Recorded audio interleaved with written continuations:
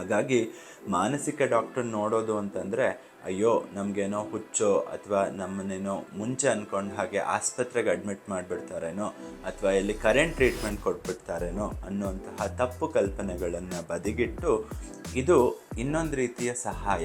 ಈಗ ಸಮಾಜದಲ್ಲಿ ಅನೇಕ ಬದಲಾವಣೆಗಳಾಗಿದೆ.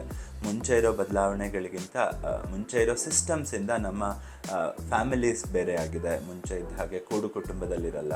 ಹಾಗೆ ಈಗಿನ ಸಮಾಜದ ಸ್ಟ್ರೆಸ್ಗಳೇ ಬೇರೆ.